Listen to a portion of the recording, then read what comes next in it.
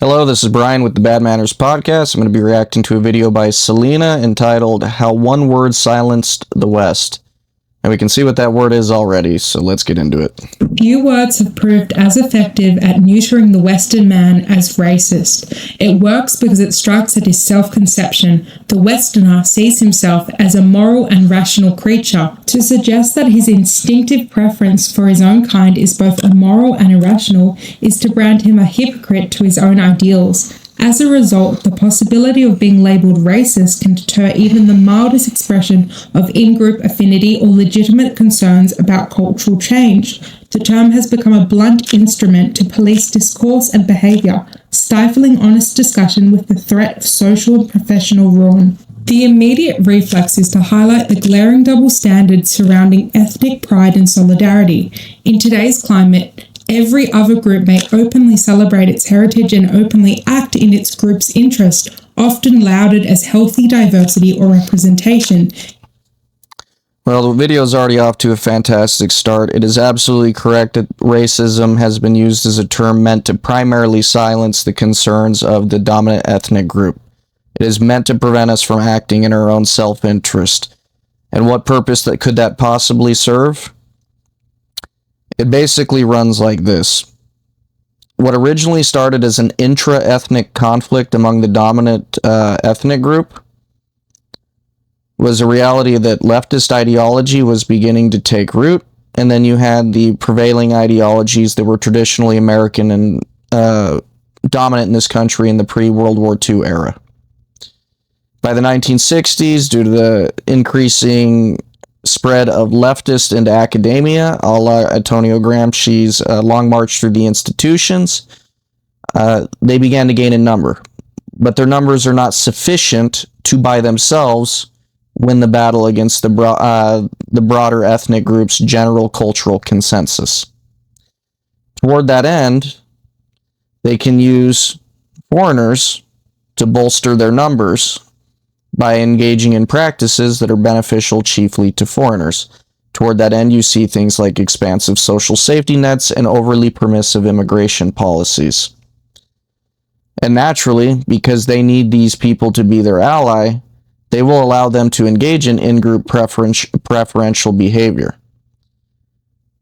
Unfortunately, of course, because this starts as an intra-ethnic conflict, this will eventually lead to the white leftists getting overthrown at the end, as the people they've been telling have been oppressed by the formerly dominant group come to believe that they are endowed with a particular virtue by happenstance of suffering from the supposed oppression, which will in turn lead them to believe that it gives them a unique qualification to have power themselves, and once they have power themselves, they will immediately exercise it against the formerly dominant group. This is all natural human behavior. In philosopher Bertrand Russell's unpopular essays, he actually talked about this exact phenomena. Suffice to be said, supposedly oppressed peoples are not endowed with any particular virtue. They in fact engage in base human behaviors just as anybody else does, and they get sorted out into relative power hierarchies the same way they have throughout all of human history. But in modern, post-World War II consensus countries, we're led to believe that this diversity is somehow representative of a strength, when in fact diversity can only possibly be a strength if it does not ruin cultural cohesion. And you need cultural homogeneity for any people to be able to advance their self-interest. Well, now that homogeneity has been thoroughly broken in favor of a heterogeneous model where every group is advocating for their own self-interests. Proudly so. And if you look at the rhetoric that comes from these various minority groups, there is a strong current, and I won't even call it an undercurrent, because they're quite vocal about it. They do not like whites and view them as the oppressors, despite the fact they came to countries built for and by whites. Yet Europeans are expected to denounce any comparable in-group preference as hateful or evil. This hypocrisy is indeed real and resented. However, hypocrisy, though worth noting, is not the most dangerous aspect of this situation. The truly perilous lie in Western discourse is the notion that any form of in-group preference is inherently irrational or pathological. This lie was not always a tenet of Western thought. Far from it. In the 19th century, most intellectuals understood human difference not as a problem to be erased, but as an inescapable reality. These distinctions were not pathological or shameful, they were simply a part of nature, a feature of human existence that had shaped civilization for millennia. The preference for one's own kin was a basic survival mechanism, a way of ensuring the continuity and health of one's lineage. It was prudent, rational, and above all, natural. It was only after the cataclysm of the Second World War that the Western world underwent a radical ideological shift. The horrors of the Second World War, the spectre of racial totalitarianism, and the widespread devastation of the war left a deep scar on the Western psyche. In the aftermath, the intellectual and political elites of the West sought to construct a new moral framework, one that rejected the racial distinctions that had, in their view, led to such a monstrous violence. This is definitely a product of the post-World War II elites wishing to refashion society in a way that would be beneficial chiefly to them. There was always some degree of resistance to this more modern interpretation for Western nation-states. Unfortunately, that resistance came from people that did not possess the levers of power as these individuals did. Of course, these individuals that had this power and refashioned society in this way that instead of a country being for a people, it is a set of principles or beliefs that anybody can simply become, they've sowed the seeds of destruction in each one of those countries, because any belief or principle that conflicts with human nature and natural proclivities will inevitably fail in a spectacular manner. It's one of the reasons that, while seemingly good philosophies like libertarianism cannot work, humanity will not tolerate a power vacuum. It will be occupied, and it will be occupied and used harshly. Similarly, it's the reason communism cannot work, because it directly conflicts with natural human behaviors, such as needing a natural incentive to performing work, not an abstract concept like benefiting the common good. The blank slate theory emerged as the central dogma of this new intellectual order. Under the new blank slate orthodoxy, social scientists taught that humans are almost infinitely malleable. Cultures and upbringing, they argued, explain all behavioral outcomes. Therefore, it was asserted if you drop a Chinese baby into an English family or an African baby into a Swedish family and vice versa, they will grow up indistinguishable from a native-born Briton or Swede. This view implied that group loyalties too were just artifacts of conditioning that enlightened governance could erase. Again, the whole tabula rasa relies on the assumption that you are taking a person and inserting them entirely in an entirely different atmosphere and environment. With the way humans actually function and the fact that they come up within a family, and most people are going to come up within a family of their parents, that child is inevitably going to take on the practices and traditions of their parents, and the culture that they have will propagate accordingly. Tabula rasa does not work because we are not taking a bunch of foreign children and dropping them in households that are run by, Westerners. With this paradigm in place, Western elites embarked on a radical social experiment never before attempted in history, the deliberate large-scale demographic transformation of their own nations under the banner of diversity, inclusion, and economic prosperity. The economic prosperity is, of course, an outright lie. The financial elites benefited from the importation of cheap labor. The economic prosperity was not for the people of the country already living there. Yes, the lives of the immigrants would relatively improve, but they were coming to fully developed, established countries that had figured out a model that worked extraordinarily well. As far as the diversity, there was never any indication that having many different peoples of many different cultural practices and beliefs was going to result in any kind of cohesion. It was a profoundly ignorant take on human nature that was wishful at best. Immigration policies were overhauled in the 1960s and beyond to enable mass immigration from non-European societies into Western Europe, North America, and Australia. The assumption was that people are people, that regardless of origin, newcomers were equally able to assimilate into the host society, becoming Americans or Germans or British, just like the natives after a generation or two. If you look at the pre-World War II period in particular for the United States, it was well understood by the immigrants themselves that in coming here, they were expected to in all ways become an American.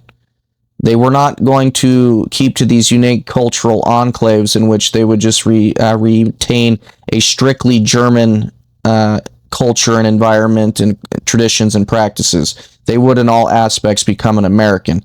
It's one of the reasons that among white Americans, you don't see them overly caught up on the color of their skin, because in their minds they are just an American.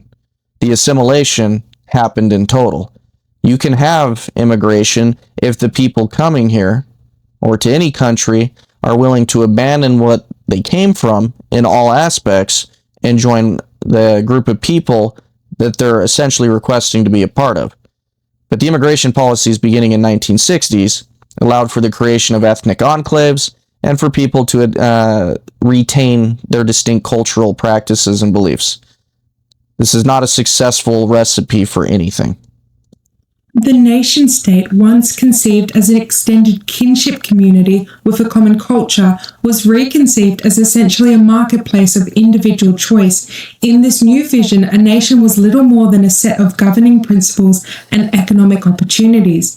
Under the benevolent gaze of liberal democracy, That's because the financial elites in their pursuit of cheap labor really truly just believed everybody was an interchangeable economic unit, and to what extent they could pay the lowest possible wage, it benefited them to the maximum degree. Any of the actual consequences of the supposed diversity, when, for example, American people actually had to live alongside it, was very different to anything they were concerned with.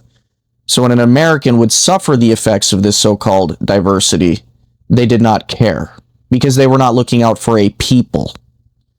In effect, this is one of the reasons that nowadays with corporations, the people at the very top of them are best understood as transnationalist globalists. They do not have any actual fealty to the countries that they supposedly have citizenship in. collection of individuals from anywhere in the world could supposedly form a harmonious society, so long as the right laws and values like tolerance and equality were instilled. This propositional nation concept, the idea that a country is defined only by abstract ideals rather than any ethnic or historical character, became especially strong in countries like the United States. But even in Europe, leaders came to insist that Britain isn't about being British, it's about fairness.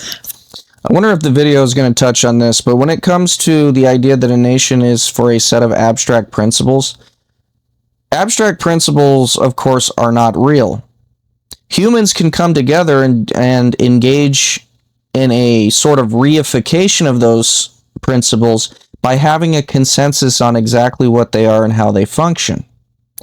What that means, though, is when you invite in people from different places with different cultural outlooks and beliefs and traditions, they're going to look at those principles and their understanding of them is going to be inherently different, because the genesis of them that occurs in their brain is going to be alien from the people that had established them in the first place.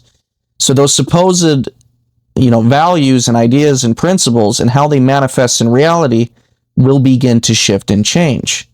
In the United States, it's one of the reasons that rather than equality, it's shifted to equity. And why you can see things like diversity and equity and inclusion initiatives, it's because the understanding of what constitutes equality has changed as foreigners have come into the country with their own interpretation of what that encompasses. France is a set of Republican principles, not a French people. As US Vice President J.D. Vance put it recently, mocking this mindset, you cannot swap 10 million people from anywhere in the world and expect your country to remain unchanged. Our citizens are not interchangeable cogs in the global economy. I think it was Thomas Jefferson that said something to this effect. He was wary of immigrants because of the reality that he understood They're bringing with them their own unique prejudices and outlooks. Yet the architects of the new multicultural order acted as if people were interchangeable. In their eyes, an influx of millions of migrants from, say, rural Pakistan or sub-Saharan Africa into Europe was just a colourful enrichment, a trivial cosmetic change rather than something that could fundamentally alter social trust, cultural norms, or political dynamics. Any concern to the contrary was dismissed as racist delusion. It is hard to overstate how unprecedented this project was. Until the mid-20th century, no civilization had ever tried to voluntarily remake itself into a multi-ethnic melting pot while expecting social harmony to persist. Certainly, empires like Rome or the Ottomans ruled over diverse peoples, but within their cores, there usually was a dominant group and a clear hierarchy. The kind of mass immigration undertaken by Western democracies in the late 20th and early 21st centuries, in which every Western land opened itself to essentially the entire world in the span of a few decades, had no real historical precedent. As author Douglas Murray observed, what had been Europe, the homeland of the European peoples, gradually became a home for the entire world.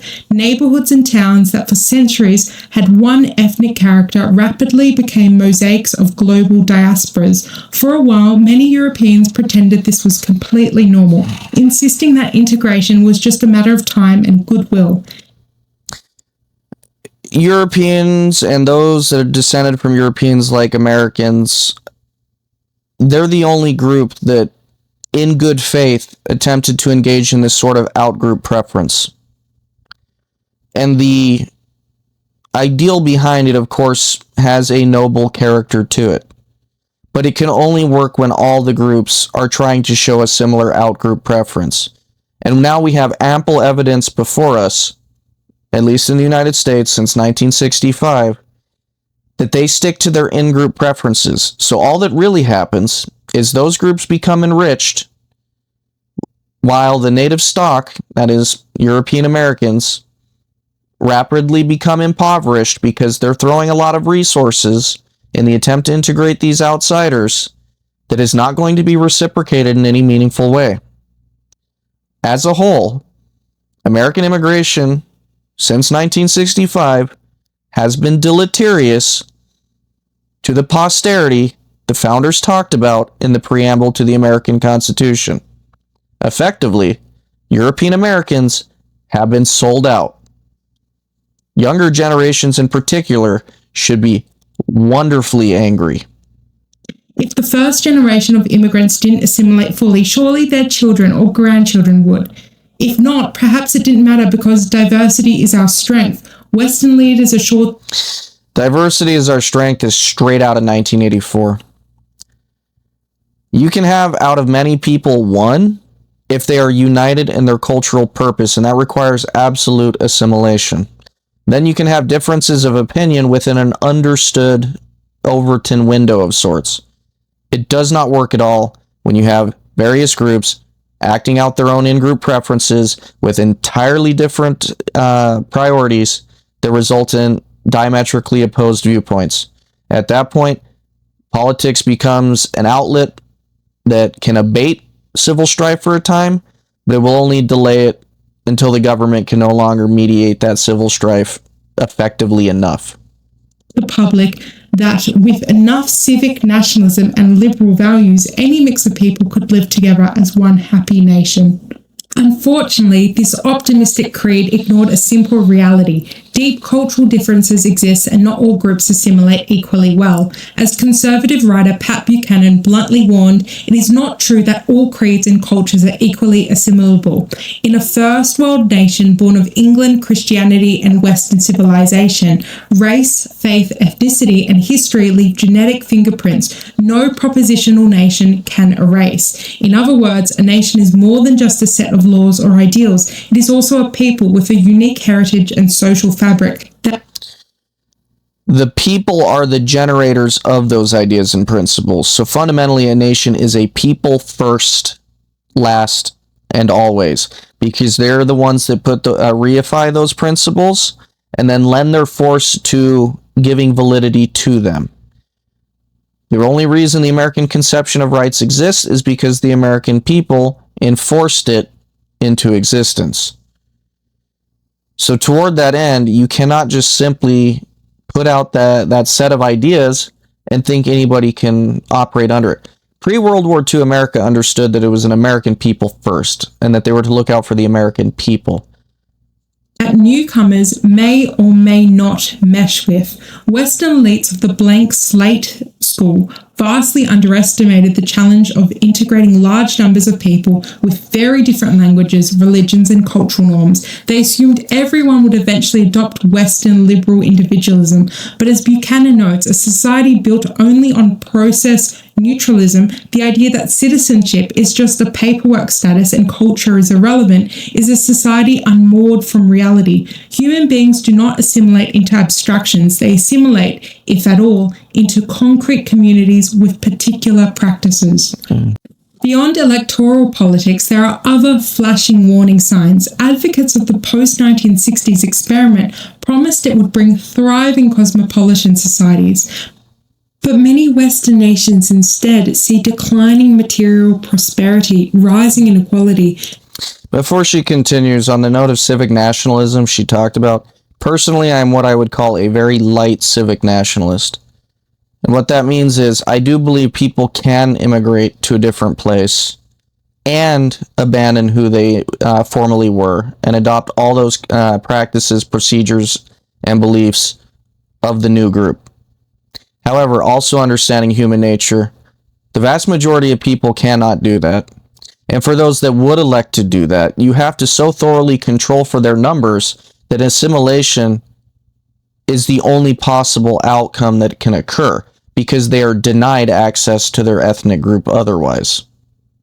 Because if you fail in any way, you will begin the long road towards balkanization and ethnic conflict.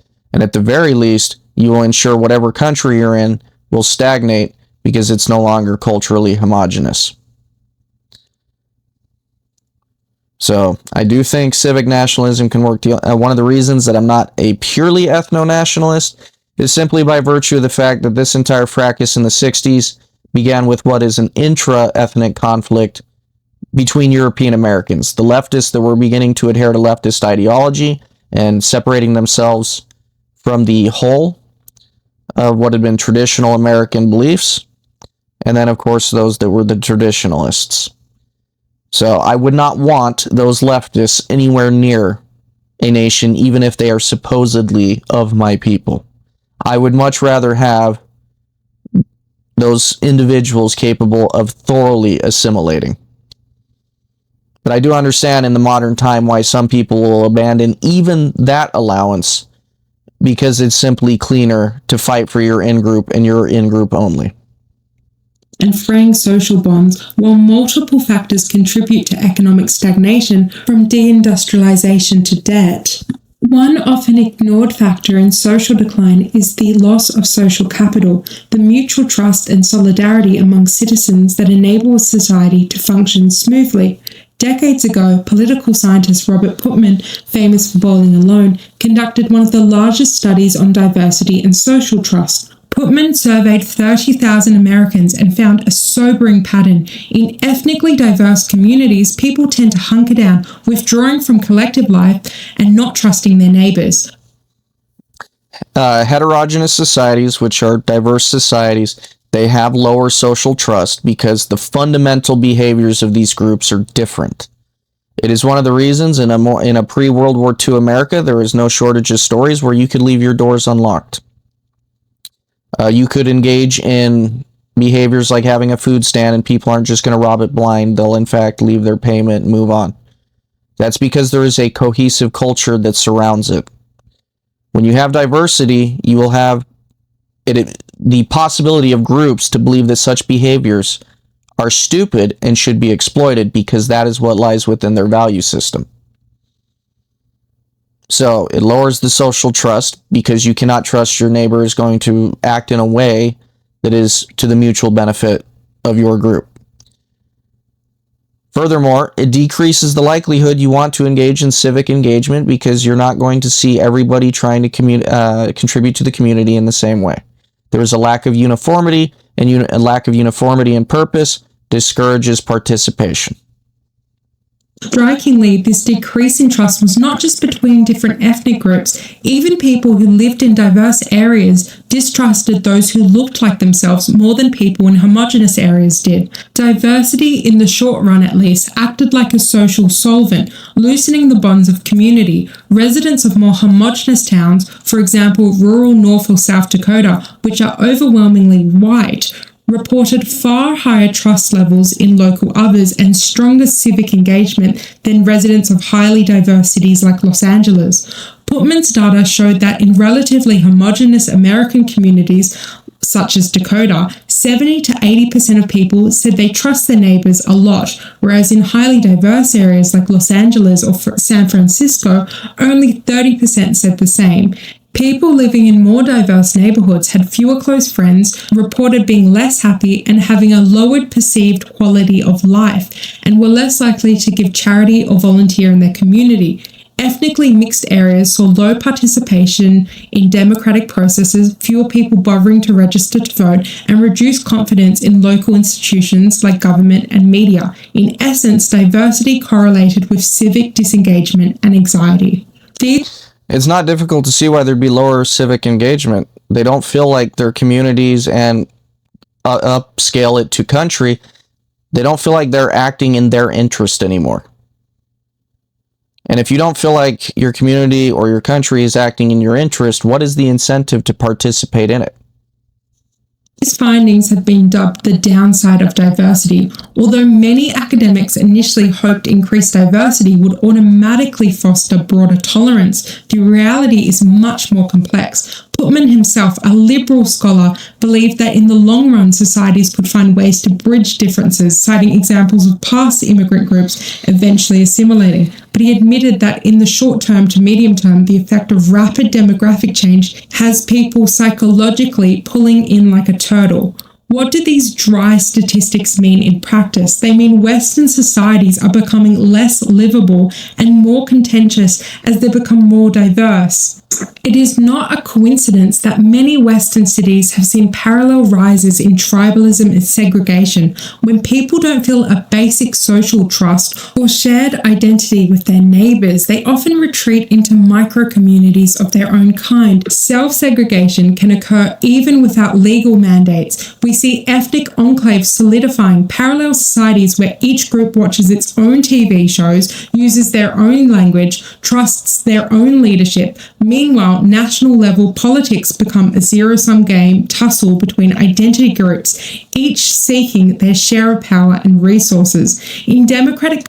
Part of the reason the left has the coalition it does is simply because they have a common enemy right now. If you wiped out the European American traditionalists in the United States, they would quickly descend to infighting amongst themselves. It is a cannibalistic philosophy that they follow.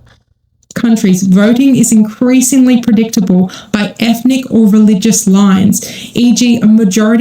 a strong majority of Group A votes for Party X while Group B votes for Party Y, undermining the ideal of issue-based or principle-based politics. This balkanization of society was not supposed to happen under the liberal integrationist vision.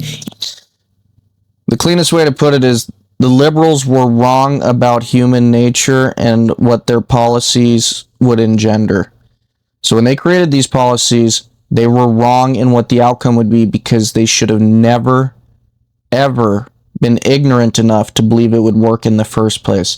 And now everybody has to bear the consequences of their attempt to seek a utopia that could not exist because it was not applicable to the species they would apply it to. Yet it is happening precisely because the vision misjudged human nature. History offers a clear warning about what can happen when latent ethnic or sectarian tensions are ignored or forcefully suppressed. Eventually they erupt. In the past, such tensions tended to erupt between nations on battlefields in wars between peoples. Today, by importing myriad foreign populations into Western states, we have transplanted those potential conflicts inside our own countries. The consequences could be dire. One often cited example is Yugoslavia, a multi-ethnic country that was held together for decades under an authoritarian communist ideology that preached brotherhood and unity while forbidding the expression of ethnic nationalism. For a time, it seemed to work. Yugoslavia was relatively stable and peaceful under Marshal Tito's rule. But as soon as that top-down pressure relaxed in the 1990s, the suppressed identities resurfaced with a vengeance, resulting in Yugoslav Federation disintegrating in a series of brutal ethnic wars. You're already seeing a variation of this in the United States with the reality that the United States government, in its way that it's very heavy-handed in handling any whites that engage in crime against minorities. It's because they understand that white Americans, being the majority, if they are allowed to express their ethnic pride and do anything that fights back against the predations they've been suffering from the hands of these various ethnic groups, it would result in quite a bit of bloodshed. The only thing that is stopping any kind of civil strife on ethnic lines in the United States right now is the overwhelming power of the United States government. So as long as they can keep that going, they will be able to control the degree to which civil strife occurs. But if for some reason that falters, it will rapidly ramp up. Serbians, Croatians, and Bosnians and others breaking into hostile camps defined by blood and faith. A scholarly analysis of that conflict notes the communist regime suppressed the various ethnic identities of groups and tried to create a supra-ethnic Yugoslav one. Yet this suppression proved costly indeed, for when those identities were permitted expression, they took shape in ferocious forms. In short, the attempt to deny people's deep-rooted affiliations do not eliminate those affiliations. It only bottled them up until that bottle exploded. Western countries in the early 20th century are of course not Yugoslavia circa 1990. We still have democratic institutions and in most places the rule of law, but the basic dynamic of suppressed tensions hold. We are playing a dangerous game by pretending that human tribal nature has been transcended by progressive values. If anything, by tabooing frank discussions of ethnic frictions through charges of racism, Western elites ensure that grievances fester unresolved. Problems related to immigration or integration are swept under the rug, or critical voices silenced. Yet the pressure behind the rug keeps building. History suggests that this ends badly if not corrected. When a society's ruling ideology clashes this starkly with human nature, eventually reality strikes back. And when it does, it tends not to be polite academic debate that ensues, but rather anger, disorder, or even violence. We already see early symptoms: ethnic riots in some European cities, resurgent nationalist movements, communal tensions over issues like crime or schooling. These are canaries in the coal mine. They hint that the much celebrated, diverse and multicultural future may actually be a future of parallel communities in perpetual mutual mistrust or worse, open conflict. Especially as it concerns Europe and to an extent the United States. We had those borders to keep those groups away because they came in conflict with us. Now we've just decided to have the conflict become closer to home. So rather than having a very large, robust, strong nation that has protected itself, they've guaranteed it'll disintegrate to have a series of ethnic enclave clashes. It's ridiculous. It is sobering to realize the past generations of Western statesmen and intellectuals would likely be aghast at our leaders' willful blindness. Even relatively liberal voices a few decades ago understood that social cohesion is fragile. For instance, former Singaporean leader Lee Kuan Yew once remarked that increasing diversity in Western countries would create deep problems, saying, "I've seen what happens in Sri Lanka and Malaysia, where multiculturalism failed and led to conflict." The funny part is he comes off looking like a genius by saying this, but if you had resurrected any American or any other country's leader in the early 1900s, they'd have just looked at you like, why are you stating the obvious? Effectively, our forebears were far more wise than those that were in positions of leadership in the post-World War II era. The post-World War II consensus needs to be thoroughly dismantled, and anybody associated with affirming that entire power structure should be exiled from the societies that they were making those decisions in. He implied that Westerners were naive to think they were immune to such forces. Likewise, as mentioned, thinkers like Buchanan warned that combining mass immigration with multiculturalist ideology, which celebrates persistent differences, is essentially a nation destroyer. These warnings, often shouted down as bigotry at the time, ring increasingly true as events unfold. They were shouted down as bigotry because there's never been a cogent argument from the left against them. Because it's always ever been an attitude and a disposition they've had designed to elevate their own pursuit of power.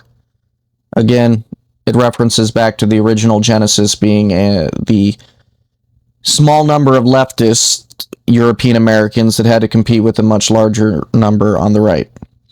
So they've just bolstered their numbers, and anything that helps them bolster their numbers, which includes shutting down discussions with the accusations of bigotry or racism, is all they could do. The liberal faith in human interchangeability, the idea that we can completely remold society without regard to inherited human instincts or historical identities, is not noble enlightenment. It is reckless utopianism masquerading as moral law, telling people that caring about their own demographic continuity is evil may shame them into silence for a while. The key is they're only saying that to the majority group. They in no way discourage it from the minority groups. Because if they were to do that, their coalition would begin to fragment immediately. It is purely and simply a tool for the dominant ethnic group in all these countries, and that happens to be either Europeans in Europe or European Americans, European Australians. It is a weapon against us. Thank God you're finally beginning to see the people of European stock have really had enough. The accusation of being a bigot or a racist no longer matters. Because the truth is, as far as we're concerned, we are fully entitled to advocate for the interests of our people. And what that entails for others is not really our concern anymore. If it benefits them too, fantastic. Get on board. If it doesn't, we don't care. And we don't have to care. And if that makes the other parties belligerent, we can be belligerent too. But you're seeing people of European descent decide that enough is enough. We're not all in this together because you guys haven't been on our side the whole time and you tell us so all the time. So thankfully, the winds have changed. But it cannot erase their true feelings forever. A civilization can ignore the fundamentals of its own nature for years, perhaps even for a prosperous half-century, but not indefinitely. Eventually, the truth of human nature reasserts itself. Well, the biggest reason you didn't see this result in strife immediately comes down to the fact that there was relative prosperity in the post-World War II period. People didn't notice the decline that has really been occurring since the mid-1960s. For example, with Americans, their economic prosperity did not actually improve from the 1970s onward. It certainly improved the lives of the migrants that came here because they were improvements for them. But for the Americans already here, their opportunities were slowly being degraded. But they were still relatively more prosperous than anywhere else on the planet. Well, that prosperity is rapidly running out. To the extent that this upcoming generation that are like in the 18 to 20-year-old set, you just have to feel sorry for them because their future was sold out when their forebears were supposed to be looking out for the ensuing generations. But because things were comfortable enough, they decided that they were going to maximally enrich themselves and swear off any responsibility to the future. And when it does, the correction tends to be sudden and severe, not gentle. As one commenter on this trend noted, clinging to the happy myth about diversity while suppressing all dissent is akin to handcuffing ourselves to the railroad tracks with a coming train. In our context, the train is an inevitable reckoning with demographic and social reality. In summary, in-group preference is a natural human trait, not inherently immoral or irrational. Western nations, in a fit of post-war idealism, attempted to rewrite human nature by denying this reality and transforming their societies in ways no civilization tried before. The experiment is faltering, trust is falling, polarization is rising, and suppressed tensions are mounting. A frank reassessment is needed. It is not racist to recognize that successful societies require some degree of cohesion, trust, and common identity. In fact, it may be the only way to save the West from an ominous future that our leaders, blinded by dogma, have thus far refused to see. That was a fantastic video. Definitely give her a like, follow, subscribe. That was wonderful. Obviously, she understands the scale of the problem in its entirety. As far as I'm concerned, the West, or what you might refer to as Christendom, it's those of European stock. And everywhere you look, in every country, those of European stock are being inundated with large numbers of people unlike them that share very different beliefs and desires for what they want to see happen in the world and in the countries they live. And as our power diminishes, it will quickly become a Rhodesia or South Africa issue. It is a grim future that waits for anybody of European stock that does not start developing a very strong in-group preference now. The only reward for tolerance has been treachery. The other groups did not elect to buy into the same idealistic vision that the Europeans put out there. They have stuck to their own. They have remained entirely human in their outlook. They have not changed.